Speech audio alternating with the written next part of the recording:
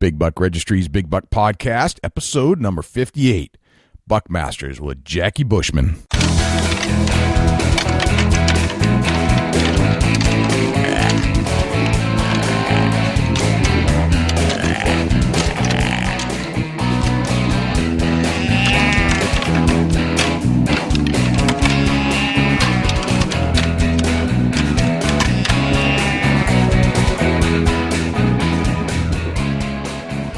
Big Buck Registry is a virtual museum of hunting stories. We preserve a piece of Americana by interviewing and recording hunters about their hunts and experiences from across the country. And who knows, maybe we'll learn a thing or two along the way that'll help us take our hunt to the next level. Hey y'all, Pat Hogan of North American Whitetail. Another morning, another traffic jam down here in Atlanta, Georgia. But I tell you what, we're about 6 weeks away from the start of bow season, and that's got me thinking about Western Kentucky.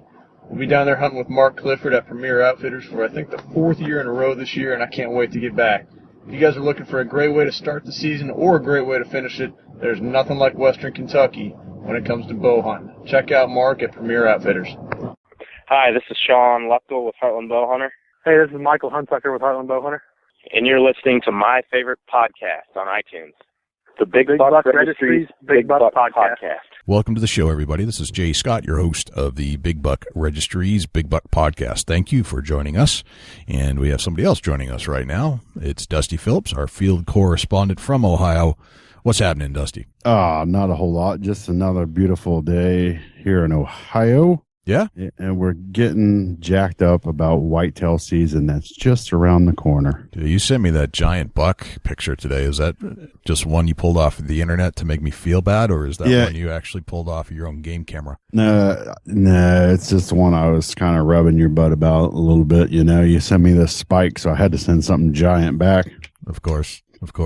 See, I always thought it would be funny if you, like, just as a prank to your buddies, you went out and took the SD cards out of your buddy's game camera if you knew how to get in there, if it's not locked up, or if you had a key.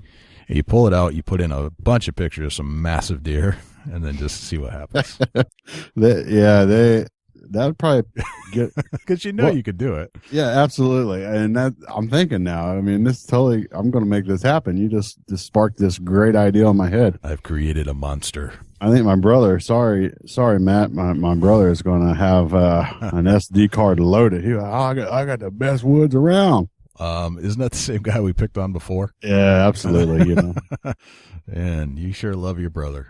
I'm gonna hook him up. A couple 170, 180 inch deer. Absolutely, yeah. Some 220s are gonna show up in there. You know, I kind of know the general area where his trail cam's at, so I think I can find pictures that's got like the same type of grass in the background. Right. And he's gonna be like, "Oh my God!" He'll call me as soon as he gets. He'll call me. You won't believe it. Yeah, I got monsters out there. There are monsters in the woods. I'm gonna win the deer pool this year, Dusty. Absolutely. You know, that's awesome. It could be a great prank. If you do that, let us know. Yeah, that's a good prank. What's going on at Chubby Tines Outdoors? Yeah, just a lot of activity happening in the woods. You know, we're seeing some awesome pictures, and we do a new thing called the hit list for 2014. And nice, man, we're seeing some nice bucks coming in. And, you know, everybody's starting to get the itchy trigger finger or release finger, whatever you want to call it. And I think it's starting to get the blood pumping when people's looking at their trail cameras. Nice. We've been doing the hit list on the big buck, too. The game cameras kind of make that happen. Like, you don't even have to say hit list. You know that's what's happening. If they're sending in a picture, it's good. It's a good thing. Oh, yeah, for sure. You know, just starting to see a lot more activity. People are starting to get on and talk a little bit of hunting, and they're starting to get back in the groove of finding their favorite hunting pages and get in contact with everybody and just see what's going on in other places. You know, they know what they got going, and it's almost like a preseason pattern type technique. Right. Yeah. I think they're starting to kind of, I've had a lot of people start talking about the season already, more so than they were earlier in the summer. And I think that the temperature's changing some, so you're starting to get some cool nights, and people are saying, "Hey, this is awesome." It's starting to feel like the fall kind of thing. Yeah, you're starting to feel it.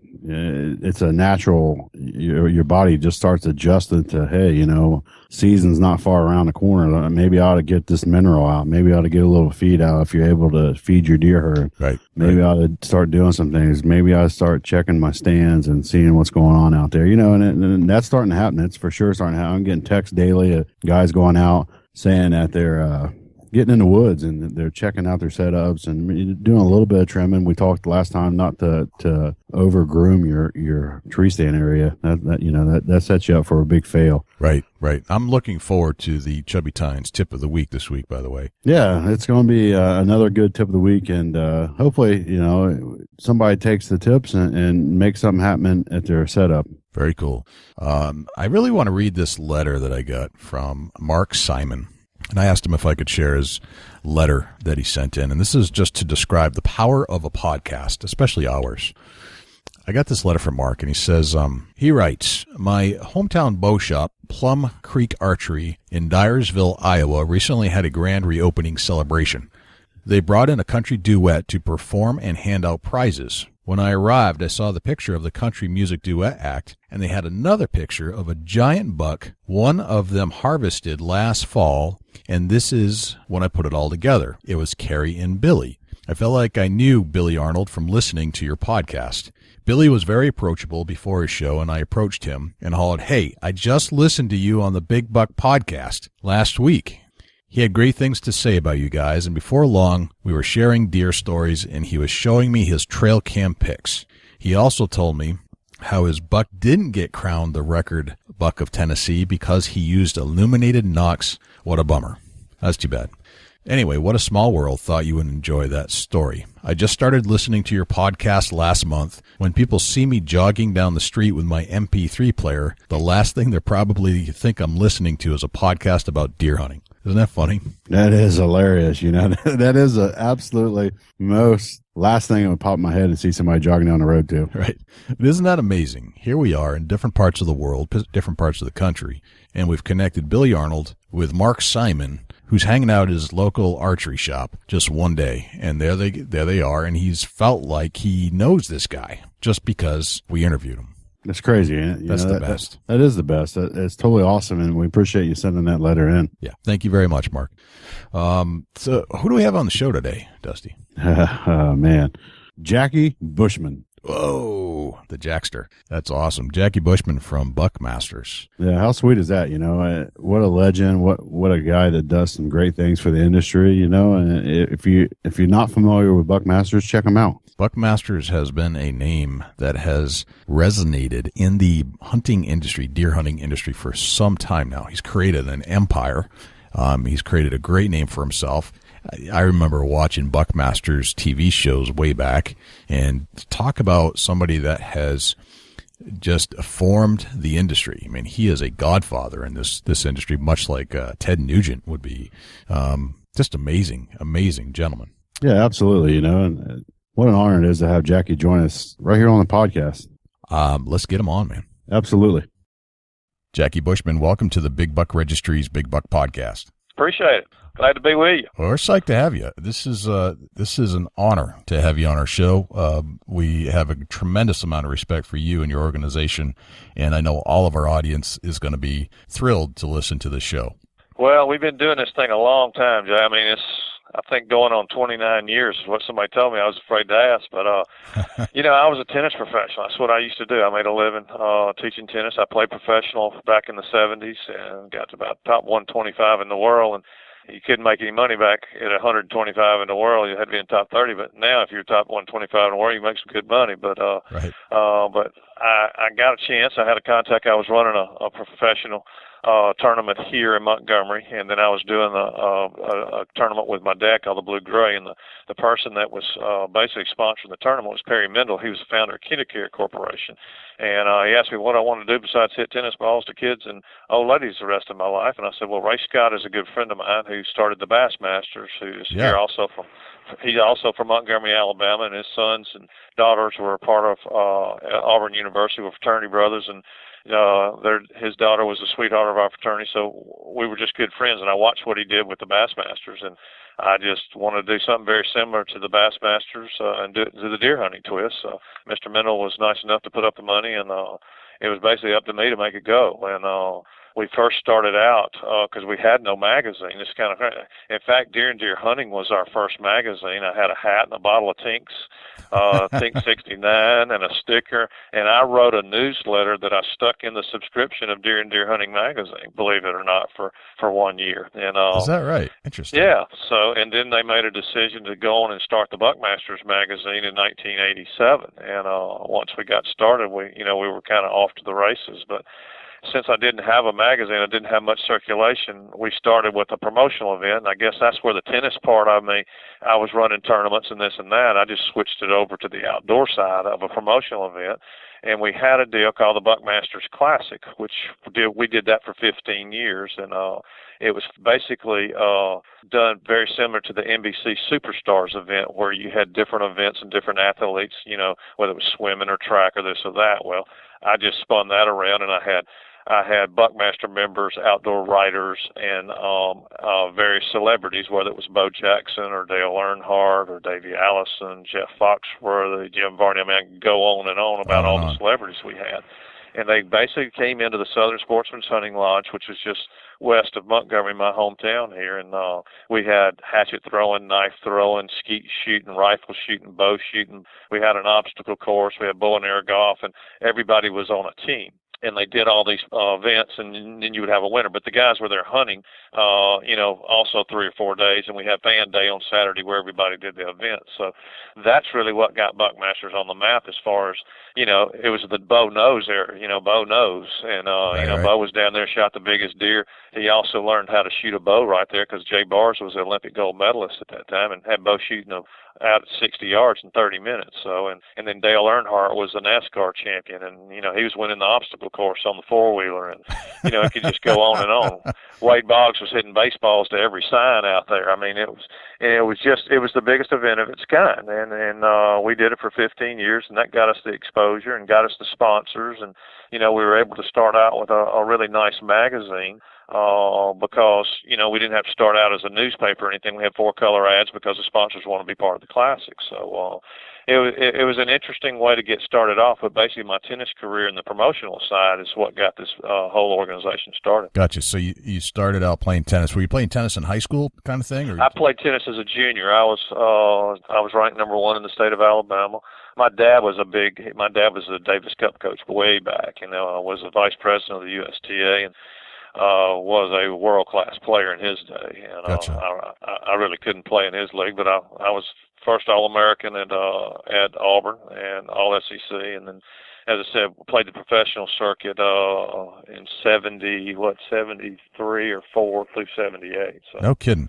So you're competitive by nature, it sounds. Oh, absolutely. As I said, I played basketball and tennis all my life growing up, and my dad did the same thing. So it really, competitive would be would be the nice word, I guess. That's the understatement. Gotcha. Is the understatement. That's right. Gotcha. So what was high school like? Were you a popular kid, or you in a clique, or you're athlete? Where were you? Well, I kind of stayed out of trouble. You know what I'm saying? I just played sports. I was starting guard for the basketball team and did that, and I think sports kept me out of trouble. And I hunted.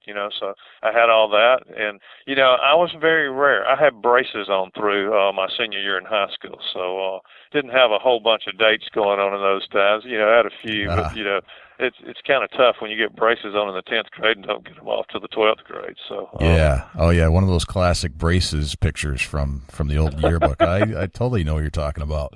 Exactly. Yeah. I mean, I used to lead the cheer. I used to lead the pep rallies and stuff, and you'd look out in the audience, everybody put aluminum foil in their mouth and smile. So they hurt me pretty good. But no, I really enjoyed high school, and as I said, and playing on the basketball team, I was captain of the basketball team, and I was the first one in our city here to win the state high school championship in tennis. So, gotcha. High school was a good run. Were you voted most likely to succeed? I don't remember all that part of it. I was voted captain of the team, though. Gotcha. So could you attribute all of your athletic drive to where you are today? Do you think that's absolutely? Okay. I've said that many a time because, I mean, basically we're in the advertising business, which is very, very competitive, and I think the words no and I can't were never in my vocabulary, when I first got started. There's been, 5 or 6 different people that's tried to start a deer hunting association, and I just wasn't going to let the words no and I can't come in there. And I guess I was just too dumb to figure out I couldn't do it, but I just kept going. And the drive, there's no such thing as 8 to 5. I mean, you got to sell something. You got people to have to believe in that you could pull something off, because really they didn't need to take a risk on me. I mean, I was going out selling this concept, and I was fortunate. I got 5 sponsors in the first year. And once I did the first classic, wow, I had 20 sponsors the next year. And then I had the folks from Gaylord come down from TNN to talk about doing the first hunting show ever on cable television since the old American Sportsman. So sure. All of that kind of got me in the door. And when the folks flew down here, they told me the things they didn't want to see on television. And before they even said that, I said, this is what we'll do. This is what we won't show. And back in those days, we won't show the impact. We won't show any blood. We won't show any field dressing. And we'll be very respectful of that. And that was the whole list they had right there. And they said, well, let's do our first hunting show. And we were the first one. We stayed out there for 5 years. It was the highest rated show on TNN across all networks. And it was just, I don't know if it was because of me and my acting for any reason, but it was just a lifestyle that was starving for that. They already had 5 fishing shows out there, sure, but there was no hunting shows. What year was this, Jackie? That was, I did the pilot in 1988, and then the first full series for Buckmasters was 89. So I think we're going into our 28th or 29th year of television. I think that's right. That's crazy. So you started out with just you put an ad in Deer and Deer Hunting magazine. Did I hear you say that correctly? No, what we were doing is that when you joined Buckmasters, you got a subscription to Deer and Deer Hunting magazine. Gotcha. So and I personally wrote a newsletter, a Buckmasters newsletter, which I stuck in each one of those. That was basically my tips and tactics and stuff. Gotcha. All right. And that's how we got started. We probably did 2,000 or 3,000 members, and then the Deer and Deer Hunting folks at that time, they decided they wanted to go another direction, and basically forced us to do our own magazine, or basically get out of it. And that's what we did. We did our own magazine. Gotcha. Because you were getting that came big out enough, in '87. Yeah. Gotcha. So from there, you launched the Buckmaster magazine. That was like the foundation of your organization at that point. Exactly. And then when, and we probably had, I used to go and sitting in all these trade shows. I'd have a little 8x10 selling Buckmaster members and this and that. And, I bet you we were up to, 5,000 or 6,000 or something. We doing that. And then once we went to television, that's where we just blew it out. We went from somewhere like 8,000 or 10,000 members to 50,000 or 60,000, then up to over 100,000 by the second year of television. So TV was just so powerful. Now, the whole TV thing has completely changed. I mean, you've got, all the cable television is fragmented now. I mean, we used to do 1 million households, in one airing. Now you're lucky to get 300,000 households in 6 areas just because it's fragmented. But it's also, with the Outdoor Channel, that's where we are and been there for years. You do have the hunting enthusiasts there. You know what I'm saying? Compared to where TNN, you might have just people. You'll have hunters, fishermen, and all that. So it's just more of a concentrated audience now. And now there's 360 something hunting shows and counting in 4 different hunting networks that go 24/7. So we kind of were the pioneer in that part of it. So it's just really interesting to see how TV, and we're still a player out there and still doing very well with it. So we're still excited about it. And I still have the passion. I really enjoy what we do. I still have a passion to hunt, and when I get tired of that, then I'll get out of it. But I still really have a big passion and a big fan base out there that enjoys what we do. I suspect they'll be pulling you out of the tree stand when you're dead. That's what I'm guessing. I really do. I'll tell you what, thank God for those hunter safety system vests and stuff, because the older I get, that 24-foot looks a little higher. So I like those ground blind hunts. But, yeah, exactly. I mean, we used to sit on 2x4s and stuff with little nails and climb up on the limbs. I remember all the early days and stuff, but safety is number one as far as I'm concerned. Boy, the technology, they've really taken that to the next level. So. Gotcha. Now, back when TNN was pursuing the beginning of the Buckmasters TV show, and they were giving you rules, how did you feel about that when it first started? I had no problem because, as I said, when they came to me, I gave them the rules that I said I wanted to do a show. Yeah. And they went, wow, here, look at the list. We were coming. See, everybody was afraid. You know what I'm saying? It's Sure. just, it's a sensitive subject. And, you know, when you go on national television, I mean, you know, shooting a game animal is a personable thing. So, you know, the impact shot, you know, it can be offensive to some folks. So, and even now even with the Outdoor Channel, I mean, we're very, you know, conscious of, you know, how we address the animal and the things we say and the things we Sure. don't show. I edit for two people. I've said this, and I've done it for 28 or 29 years. I edit for the non-hunter, and I edit the show for the hunter, because there's a lot of people sitting on the couch watching the show. They might not hunt, might never hunt. But if they understand why we hunt, if they ever had to go to the voting booth, I want them to have a positive impression of watching our show and not being offended by anything. Gotcha. That's just been my rules. Do you think that those rules should apply to others today, or is it these are your rules and everybody else can do their own thing? Well, you know, this is America, okay? But I was fortunate that, as I said, I was the big fan of the American sportsman, Kurt Gowdy and Grits Crushing. Oh, yeah. And Grits was a good friend of mine and came to 2 or 3 of my Buckmasters. And, you know, again, I was headed a different direction, and he kind of brought me back, you know, and, you know, I take constructive criticism very well. And, you know, he explained to me when they went out and was doing a hunting show. Remember, we're only 10% of the population. Right.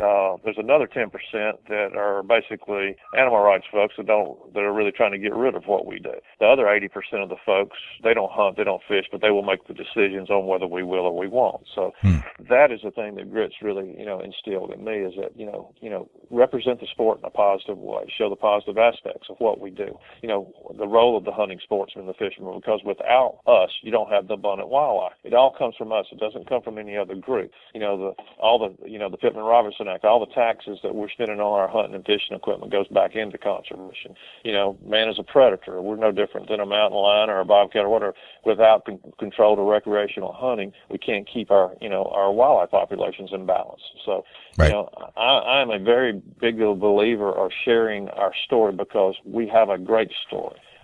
And, you know, as I said, without the hunters and fishermen, you wouldn't have the wildlife. There's not one red cent that any animal rights group has ever put into conservation to save anything. And I said, if you let emotions and politics run our conservation departments, we will never have our sports, because the biologists are there. They're the ones that went to school. You know, here in Alabama, you can shoot a doe a day and you can shoot 3 bucks in a year. Okay, but say you go out west, you might only be able to take 1 deer. Well, that's all because of the populations, and the biologists tell the hunters what they need you to take to balance the herds and stuff. So right. I always say, let the professionals make the decisions. Keep emotion and politics out of conservation. Right. We'll have we'll be able to pass this thing on to many generations. Why do you think the anti-hunter doesn't realize that? Where does that? I don't know if they're brought up, and in the households they're brought up, they don't understand it, because I can promise you, and Jeff Oxford will tell you the same thing. You let me sit down without a bunch of folks screaming and hollering and, you know, all that, and you let me sit down with somebody that has common sense, and let me lay out the story of what a hunter and a fisherman is all about compared to an animal rights agenda. And I'll guarantee you, 90% of them will go, golly, you're exactly right. I mean, the problem is they try to get in forums, but if you watch them, basically, they're always bouncing around. They got to raise money. That's what they're about. They've got to find emotional topics to raise money on. And if you've watched them, they've really kind of gotten out of whack. When they went against fishing, that really was like, wow, come on, guys. You know what I'm saying? They were dressed right. up as big fishes in front of the fishing tournaments, and you know, it's just you just got to watch their campaigns. You know, I would put out an olive leaf to them. I say, hey, why don't we take some of your money and let's try to put in some programs that'll help stop poaching. You know, you got so many people out there that are out there taking animals, you know, out of season, selling, you know, to the black market, animal parks and stuff like that. That's the things that we need help on. And you know, a lot of our conservation departments are underfunded. You know, I'd love to take some of that money and do that, but they've got their agenda. You know, they've stopped a few things. They've stopped mountain lion hunting and some things out west. in the Pacific Northwest. Well, hey, the hikers and the bikers have been, killed by mountain lions. Well, those things have been reversed now. You just can't let emotions and politics make decisions on wildlife conservation. And that's why we have the professionals in our conservation departments and our biologists. They're the ones that tell us what we need to do. Let them do their job. We all love wildlife. That's what they don't understand. We love the wildlife that we hunt. And we're willing to put our time, our effort, and our revenue to keep that going for generations. Right. That just bothers me that somebody doesn't see that. But it's our job at Buckmasters. That's what we try to do, is put the positive side on what we do as hunters. It's just not all about shooting a deer. You've got the family side of it. You can, spend family time. Look at the fastest growing thing out there, Jay, is women. We got more women now involved in the sport. Right. It used to be a men's only sport. Now the guys are inviting the gals. Well, now if you watch the media, we've got some of the best female outdoor celebrities out there on television, and they're such great role models to these young girls. Absolutely. They're going after the girl hunters now because that is their base. 80% of the animal rights groups are women, and now their base is being torn because women are getting what we do, and they enjoy what we do.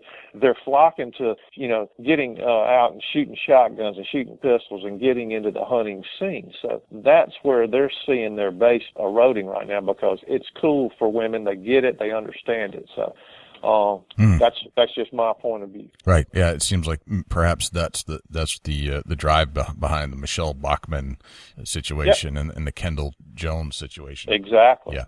Once I saw that, I went, go girls. Y'all keep rock and roll. I said, that's what they're after. They're intimidated. They got a pretty girl out there that have shot some animals right there. These girls get it, but that's their base because they don't want to see pretty girls out there hunting and fishing and showing other women, hey, well, wait a minute now, that's a fine young lady right there. She's a fine young lady in her community. She's involved as a cheerleader. She's this and that, and she's hunting. Well, hey, it must be okay. Right. Hunters come from all walks of life. It's not just a bunch of old rednecks. Absolutely. That's the funny thing is, and it's something I don't think we touch on enough, is that, sure, rednecks hunt and all that stuff, but I'm a redneck. I hunt, but absolutely. I'm still a good old boy. But there are a lot of people that I wouldn't necessarily put in the redneck category that hunt too. Yeah.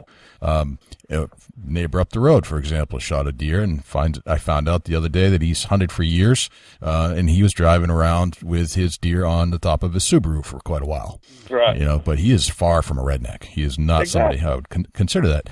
And now you've got the women, and hunting is not gender specific. Nope. Not at all. So to see them being highlighted, but also targeted by the antis is that's a little disappointing. But well, that's the reason. There's no question. That is the reason they're going after them. It's fine. And I talked to Melissa, and I just saw the news thing on the other young lady from Texas. But that is the reason. If you go all under the scenes, that is the number one reason, is that they're going after them because they're pretty young ladies. Right. And that's the base of the animal rights, are women. Well, I hope that they turn that right around on them and just give it to them. That's really what No I'm question, hoping. they will. Well, the industry already has. So, right. As Absolutely. I said, if you look at how many female hosts there are out there on outdoor television, there's a bunch, and I'm very proud of all of them. Oh yeah, me too. That could.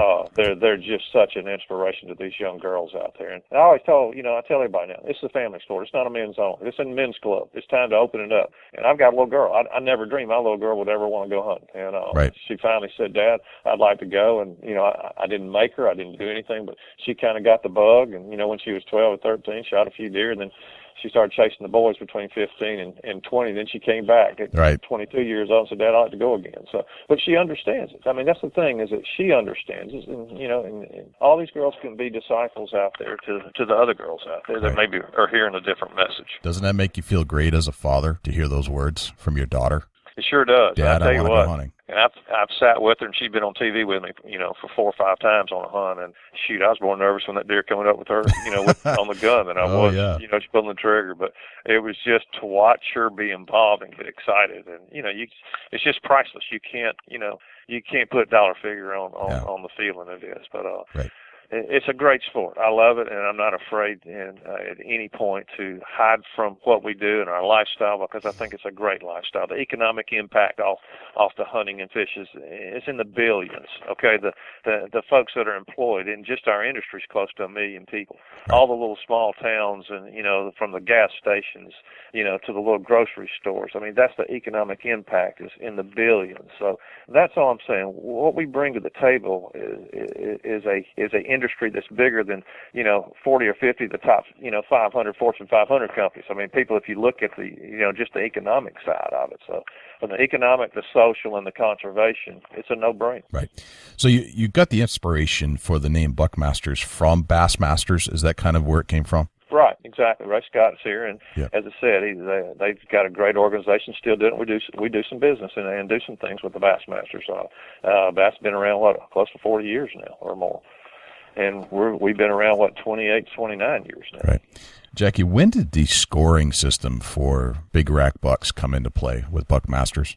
We did that. That's been a while back. Russell Thornberry brought that in, and it's an alternative scoring system that the Boone and Crockett and the Pope and Young guys do a great job and got a great program, but it's based on perfect symmetry. Well, a lot of these big deer that are just great bucks are penalized because of perfect symmetry. So we've just kind of given an alternative to get some more deer, that can't get recognized the other way. They can get recognized in our scoring system. And I think we've got over 14,000 entries in our full credit scoring system. So we basically said what God gave it to grow, we don't discount it. So it's full credit scoring system. Right. Speaking to some of the Buckmaster scorers, I really believe that they are some of the most loyal people in the industry, and that they, just talking to them, they don't want to jeopardize their credentials with Buckmasters at all. They cherish that. How does that come from? That's just a big deal. I mean, they believe in what we've been trying to accomplish, over the years, and that's just to be an association that is willing to spread the gospel about what we do. And we've got our magazine, which to me, I just get tickled when I see letters come in that, hey, I picked up a tip and I got my first deer from reading Buckmasters, or I watched the TV show over the years, and I picked something up right there, and I was able to get my first deer. I mean, that makes me more proud than anything. So right. It's more or less, surrounding yourself with good people and believing in the cause. And I think we've done that. Hey, we need to continue to do that. We need to get more of this 20 to 35-year-old folks, more involved now. As a crowd gets a little older, we got to get that new generation, in. Right. A lot of these associations across the country. So Gotcha. I think that's our next big project, is really trying to attract that younger audience. Gotcha. Do you consider yourself a celebrity? I don't. It always flatters me that people come up and, would want to take a picture or want to, sign their hat or do this or that. I mean, it's just, I don't see myself until I get out in the airports and all that. I mean, I just watched the TV show here in the edit suite, and I don't know that many people have watched the show, but whether I'm in a restaurant or walking down the beach or somebody comes up, man, I love the show. We've been watching it, and most of them go, yeah, I've been watching it since I was in diapers. And I was going, well, it's been on a while. But no, I put my pants on like everybody else. I just happen to be on television. Right.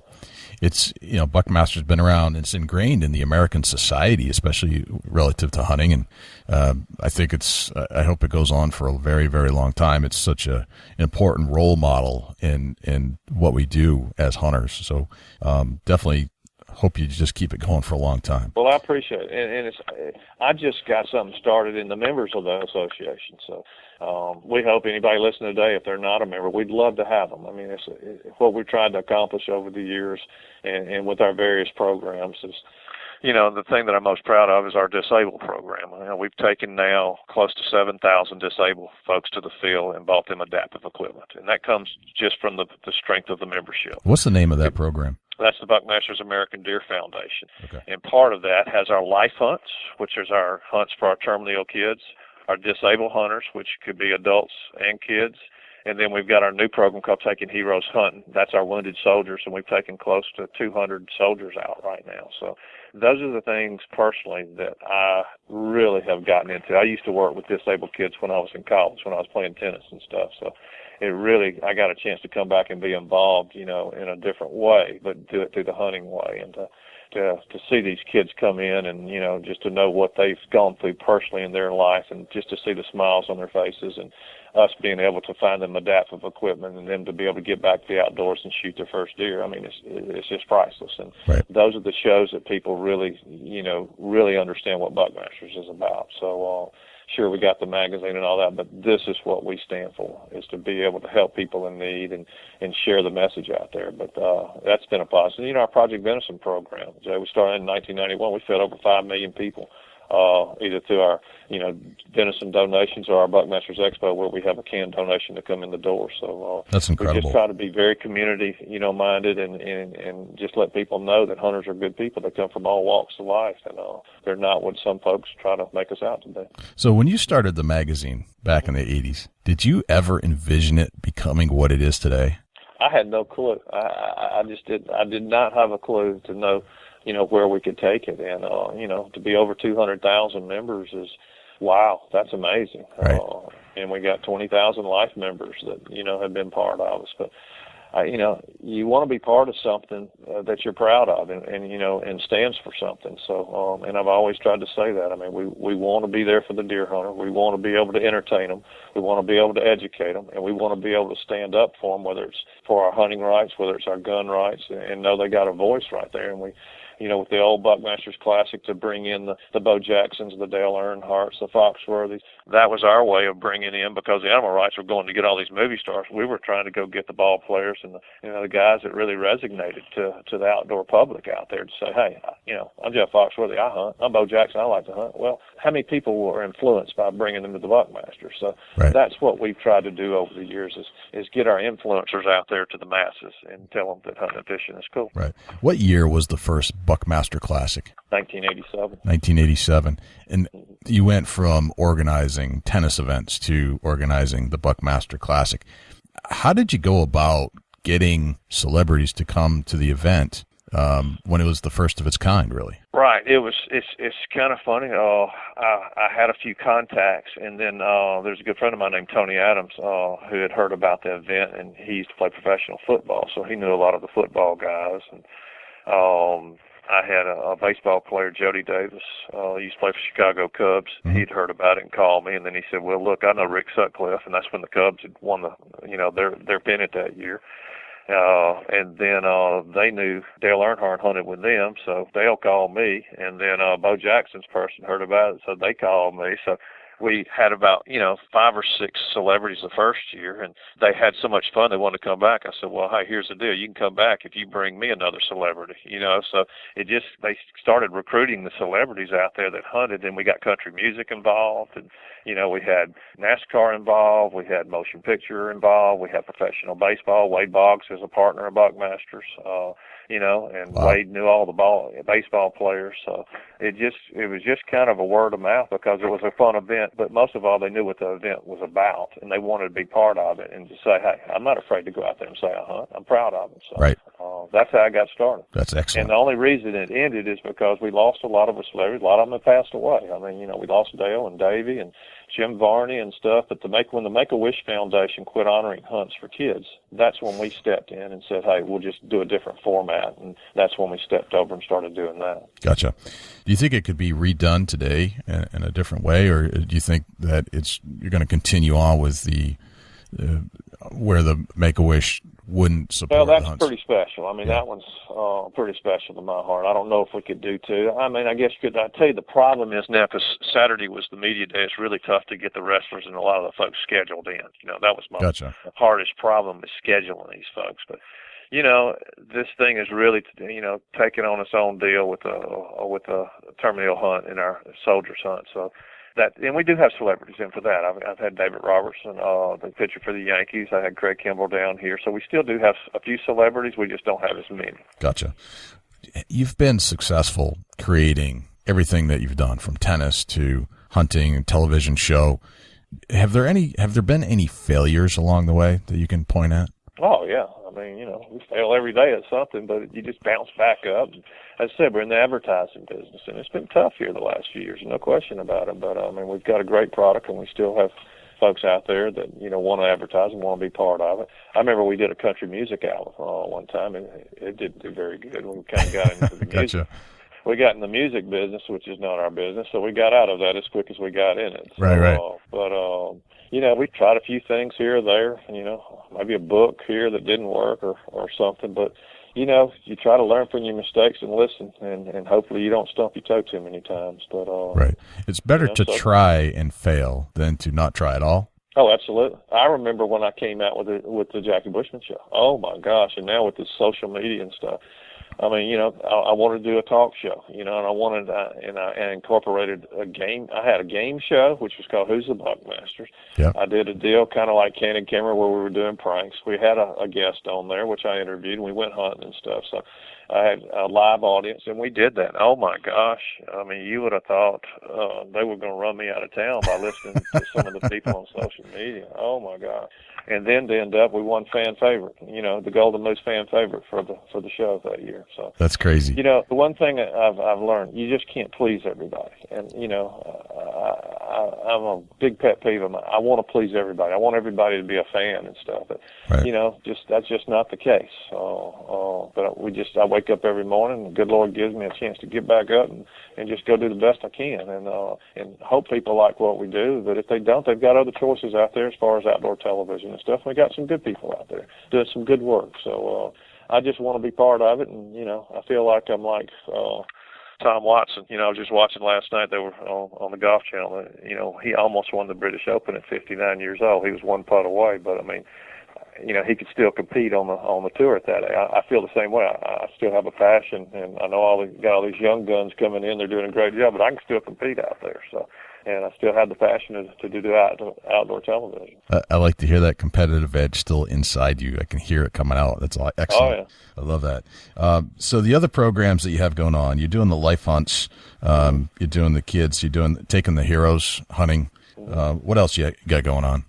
Well, that's the main part, and that takes a lot of organization. We have like 25 to 30 banquets, one-nighters, that we raise money for those projects, and we just do one TV show on our terminal hunt, but that kind of gets the appetite for people across the country to get involved in our local chapters and stuff. So that's a big deal. We got the Buckmasters Expo. That's our big promotional event that we do.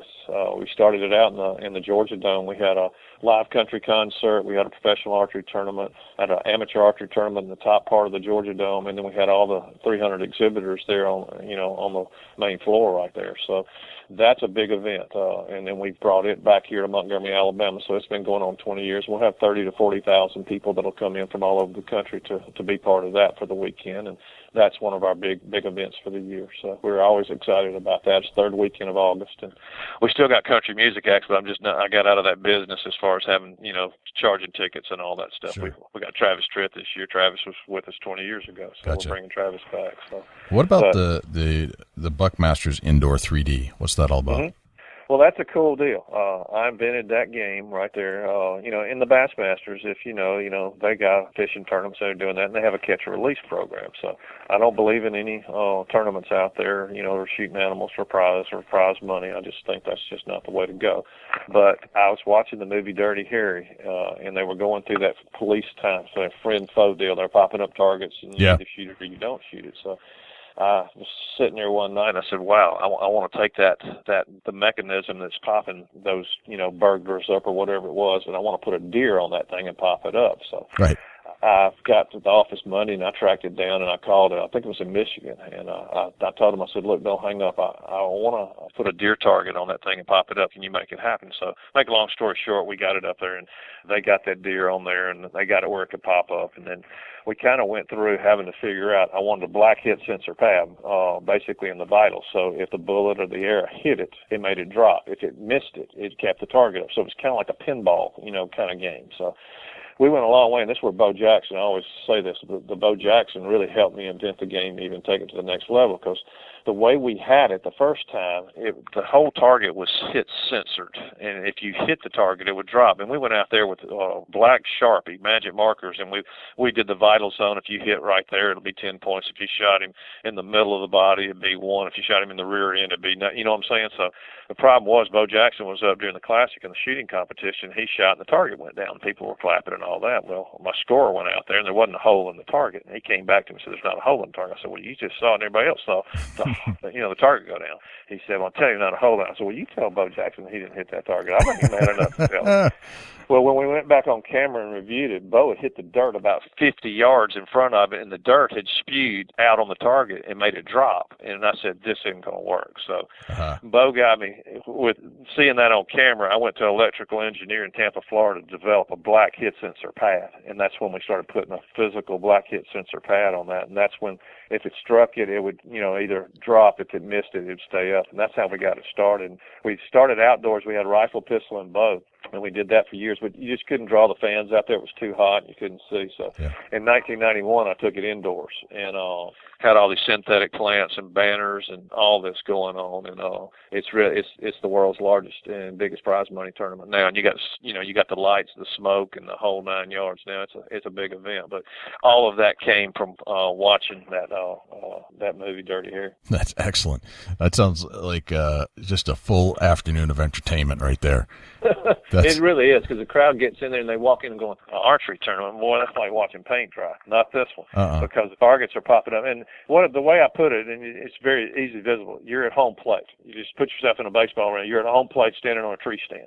And I've got all these targets out here behind different scenes. There's a swamp scene, there's a cornfield, there's a winter scene. You just go, all these scenes are laid out in front of you, with each scene lit. And, for a hunter, you got to have good recognition, good reflexes, and you got to be able to handle the pressure, buck fever. And that's what goes on. So the shorter the targets, the 15-yard target might come up, and your peripheral vision, you might be looking down at the 60 yards. So if you don't see that thing come up, and then it's only going to stay up for 4 or 5 seconds. The further the target, the longer it stays up, the more points. And we got running targets that come through there. It's a pretty cool game. So we've got all the athletic part of being a hunter put into a simulated game. Very, very cool. I love that. That's a brilliant idea, and it sounds like you had some great input in there from other people. And we've got a lot of great sponsors, and these good old boys can win $15,000 check from us, and then their sponsors will match it. They can make $50,000 to $100,000 off the weekend. That's awesome. Very cool. In 1987 was when you started the Buckmaster TV show, correct? That's right. Now, the pilot came out in 1988. The magazine came out in 87. Okay. The pilot was in 88. And back then, TV, and I want to kind of go back to what you talked about TV a little bit. There were very few channels to watch in the 80s. The cable revolution was just kind of beginning. You're leaving the rabbit ears genre of TV, new television sets, new cable systems, and even with the advent of TBS and the Braves, we used to be on every channel. I remember out of Atlanta. TV has changed quite a bit since then, and you called it basically fragmented today. Right. Where does it go from here? With the advent of social media, with the advent of the Roku and the Apple TV and YouTube, where you can produce your own TV show in a sense, how is that going to play into the outdoor television genre? Yeah, it's going to be interesting. Nobody's ready to pay for.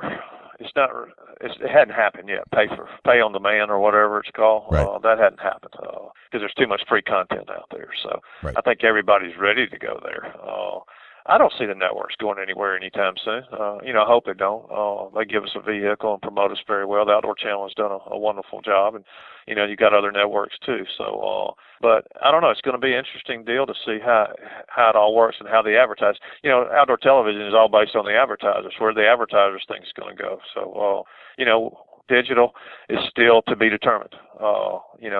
As far as digital advertisers, and are they getting the response they want? So it's all driven by the advertising. So it'll be interesting to see, what's the next move. We've got our website. We're doing, stuff on there and selling some digital advertising, but it's not everybody's bought into it. The digital advertising to me in our industry reminds me of 28 years ago trying to sell television advertising in a print industry. Interesting. It was kind of like, right. It was like, you're going to do what? It's going to cost this to have a commercial? I said, yeah. And, but it was like pulling teeth. But now, everybody, wants to be part of television. But, it's something we looked at.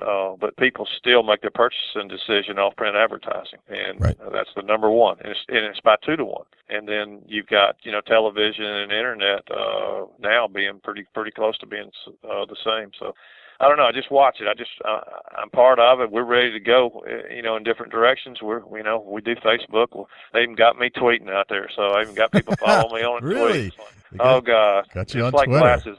I fought glasses until I was 40. It was like, when you get 40, you'll need glasses. All right, right. Give me some glasses. So, but the only way I could communicate with my kids is to start texting and stuff. And right. then, I'm doing the Twitter stuff. And, I don't know if they like what I say, but I'm at least trying. So I'm just trying to keep up. I don't want to be one of those guys that get left in technology. So right. It sounds like you've always kind of kept your eye on the ball, so to speak, of the cutting edge of technology. You want to be in the forefront where the delivery systems were going to be. Well, I've always tried to hire the folks that kind of know what's going on there and just try to be there when it's ready. A lot of folks, the print magazine will go away. It's all going to go. Well, maybe it has in some other businesses. Maybe your newspapers, have gone, that. But 98% of the folks still want their Buckmasters print magazine. Okay, so right. Until they tell me they want a digital magazine, I will give them a digital magazine. But right now, 98.7 want their print magazine. Interesting. Is there so still the membership still wants the print? They want the print. Interesting. No, hey, we've got it. It's available, digitally. But I'm just saying that's our industry and our consumers, 5 to 10 years behind. It seems like on when things start going across. Yeah. I think that the magazine has kind of fallen a bit, but there's still something very special about a magazine. I'm more apt to hold on to it a lot longer than I ever have. I like it's because it's different now. Most of the stuff is being consumed online or on TV, but there's something special about a magazine because it sits around. It's different than anything else I've got. And it's in more offices than you can imagine. Right. And we call the man cave office. There's a very popular spot sitting there. And then you've got the hunting camps where it can be, and then at home. So right. And when you're going online, you can get pieces of information. You can read a quick article. That's all about quick data input. You can sit back and enjoy a magazine, and it's just a different way to consume things. But I don't think it'll ever truly go away. I don't see it, and not in my lifetime compared to the percentage that want their print magazine. We were all prepared because you listen to a bunch of folks. Oh yeah, it's all going to go away.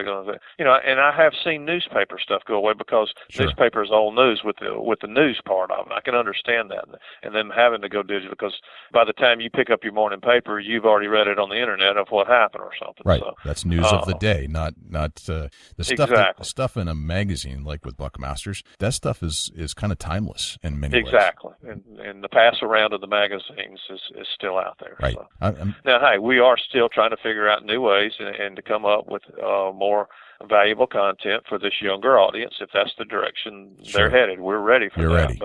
But right now we're there, but the print's still there. You've got in your research and development, that's kind of been incorporated. Yep. Excellent. Well, Jackie, this has been awesome. I love listening to you. You have tons of great knowledge and insight, and you're a brilliant man. And thank you for taking some time to be on the Big Buck Podcast. You're quite welcome. As I said, call me at any time. And, if somebody's listening, I put my pants on like everybody else. I just happen to be on television. We got a great organization. We would love for you to be part of it because it means something to be part of Buckmaster. We're doing some good stuff out there, and I can't please everybody. I know not everybody's a fan of the show, but I mean, by God, I'm like Will Rogers. I hadn't met a man that I don't like, and I always keep that.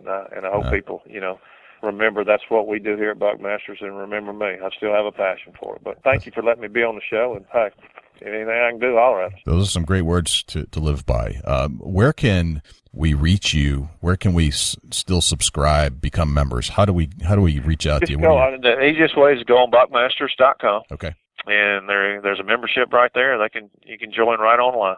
Excellent. And then that'll lead us to all the other sites too, like the Facebook. Exactly. You got everything there on buckmasters.com. And we would love to have everybody as a member and tell your family and your friends about us. Excellent. And congratulations on your 75,000th like on Facebook, by the way. I did see that the other day. Well, as I said, we just started growing that. I didn't know much about it, but I got a gentleman back there. Boy, he is taking that thing to the next level. So that's cool. I mean, I'm learning more about this social media as you and I talk. So yeah, I'll figure it out before too long. So, but I'm tweeting, and this weekend I basically shoot the ultimate. As a kid, I watched Fred Bear shoot a grizzly with a bow, and I said I would love to be able to do that. Well, this weekend on the Jackie Bushman show, I got my first grizzly with a bow. Whoa, so that's intense. That's my World Series ring. Yeah, I would say so. That's I don't know. That's someday. I'm not sure I'm ready for it yet, but that's intense hunting right there. Exactly, it's a whole different game. But do you have any? If you had one tip to share with a fellow hunter, what would it be? People ask me that. I mean, there's so many tips out there to be a better hunter. But if I only had one, you got to get the wind direction right. That is the number one key in whitetail deer hunting. And I learned that as a person in a hunting camp when I used to just go. I already had my mind made up where I was hunting the next morning. And the old veteran there in the club, he never made his mind up till he got up that morning and checked the wind direction. And once I started doing that, I started becoming successful. And the wind is the number one key in whitetail deer hunting. If you're asking me for one tip, check that wind direction. That'll tell you where you can go hunt. It'll tell you how to approach your stand, how to get out of your stand. But if you try to fight the wind with a whitetail deer, you're going to lose, and you're wasting your time, because time is very special to a hunter who only can maybe hunt on the weekend and stuff. So set your stands up with different wind directions so you at least have places to go hunt on a particular wind. Wind's number one in the game. Gotcha. Okay. I'm writing that down right now. Wind. Always remember the wind. Thank you for joining us on the Big Buck Podcast, and we'd love to talk to you again because I feel like we just barely touched on a lot of stuff. My pleasure. Thanks. Well, Dusty, I just can't thank Jackie enough for joining us on the Big Buck Registry, and I'm glad we introduced him to the podcast interview style of things. It's good to be the first again, Oh, yeah, absolutely. Just an honor. Just an honor to have Jackie Bushman on our show. Somebody that means so much to the hunting industry, and somebody that really formed and created this industry when it really wasn't much of anything. TV shows, media, magazines, and he's changing everything now. He's getting into the social media and all that kind of stuff. So kudos to Jackie for staying ahead of the game, just the way he's always been. He likes to win. He's a winner. Oh, yeah, absolutely. And what Jackie's got going is phenomenal. Buckmasters is doing a lot, and I'll tell you this much, he don't like snakes. Right. He's feared of snakes. I like that there's so many people that are loyal to him, not only for his community, but like the scoring people who score the big racks. Those people are some of the most loyal individuals I think I've ever met, including our good friend Ed Waite. Yeah, and Ed's been with him a long time, and just recently rounded off 1,000 entries into the Buckmasters Trophy record book. That's crazy. I mean, they love that job, and just thank you so much to Jackie and everybody at Buckmasters for doing what you do and what you've done for the industry itself. It's paved the way for so much more. It's very cool. Dusty, what's going on at Chubby Times with the Chubby Times tip of the week? I got a pretty good tip here. This is one I use, and it's really made a difference. And I'm going to throw this out there because it's a factual. This is a fact tip. Okay. If you got your trees, you got your trail camera set right up where you either got a mineral lick out or a mineral block. Sometimes that having it too close to your mineral, to your food source. It's one thing to be on a food plot where you got a wide open area. You got a plot in front of the camera that's pretty wide open. But if you got deer coming down a main trail, a travel corridor, and you got a trail camera set right up on a mineral block or a food, if you're too close, the mature bucks are going back out on you. Gotcha. The modern cameras are pretty slick, but you're still walking in there. You still got to check that camera. You're still in the area quite often. Maybe just back it up 15 yards. Get it down the trail a little bit that they're normally walking in on. Just back it away and don't get in that comfort zone. Okay. Check. It's on my list of things not to screw up this fall. Awesome. Yeah, just something that trial and error that, I used to set right up on my mineral block. Yeah. Or on my, if I dump mineral out on the ground, I used to set the camera right over it. Well, I'd have a mature buck come in, but he'd always stay 15, 20, 25 yards out. Okay. I'd catch him on the camera, but I didn't get the close-up where I could actually see exactly what that buck was. Everybody says, I'll put it right on top of it so you can see what's going on. Well, yeah, that's great. But if you got a buck that's a little bit skittish, he knows something ain't right. Okay. So, just back it away. Get it out of the comfort zone. Let him come in and be comfortable, either at a salt lick, a mineral block, or a corn pile, whatever you got out. Just back your camera up a little bit. It may help you. Good idea. Awesome. All right. Chubby Tines tip of the week. What's going on at the Big Buck Registry, Jay? Well, we had that wonderful letter from Mark Simon earlier to tell us that he's had a good interaction with Carrie and Billy down there in Iowa. So that was pretty cool. I was just a guest on the Carrie Z podcast, talking about other podcasts that we listen to, anything from hunting podcasts to rock and roll podcasts to how to podcasts. Kind of cool. So this is like your second or third time with Carrie Z, right? Second. Yep. I'm jealous. Like, Carrie, what's up? I don't know. She, I think she needed a male voice, not only for the show, but she wanted a commercial done. So I said, yeah, absolutely. I'll do that for you. No problem. Right on. Yep. So hopefully that leads to some other big things down the road. But I'm thinking maybe I should do some voiceovers for some other people. Hey, it was my first voice acting gig. It's like, all right, I'm a voice actor now. So you're ready to do it some more? I am. I'm ready to continue on. Awesome. With my voice acting career. So, how can we reach you over at Chubby Tines Outdoors? Facebook.com/Chubby Tines Outdoors. And I got something else I'm working on right now. Dusty Hunt Neck. I knew you were going to say that. This is the uncensored version of Dusty Phillips. Yeah, just trying some new things out, and everybody says that, every time I talk to you, Dusty, my face hurts from laughing. It caught up with me. I kept hearing that. It kept coming back around. Like I'd hear it. You're the funniest guy I've ever known. You're the craziest guy I've ever met. So why not start a page called Dusty Hunt Neck? You might be a hunt neck. It's a comedian page, and check me out on Facebook, Dusty Hunt Neck. Dusty Hunt Neck. All right. Check out Dusty, the uncensored Dusty Phillips. That's awesome. Let's see, at Big Buck Registry, a couple places you can go. The most popular thing to do at the Big Buck Registry right now is to submit a deer picture. I didn't think it would last this long, to be honest. I didn't think there were enough people that still hadn't submitted their buck and were late into the summer season. I didn't think we'd get enough pictures coming out of the fall before to actually continue to post 5 bucks a day. But we do. And I've got enough bucks to lead us all the way into the next deer season. That's $5. $5, baby. Every day. Every single day. $5. And so if you want to do that, the best place to go to is bigbuckregistry.com/mybuck. You can check out the $5 menu right there at the Big Buck Registry. Menu. All the instructions are right there for you to use and follow the instructions. That's my hint. If you want to get your picture submitted, because if you don't follow the instructions, I apologize, but we just don't have time to constantly write back to tell you how to do it right. So just follow the pattern, see what everybody else is doing, do what they're doing, and chances are your deer will get on the page as well. As far as like websites, bigbuckregistry.com, 724-613-2825. Leave some feedback about this show or any other one. And if you'd like to follow us on iTunes, www.bigbuckregistry.com/iTunes, or on Stitcher, www.bigbuckregistry.com/STITCHER. I think that's it, Dusty. Awesome.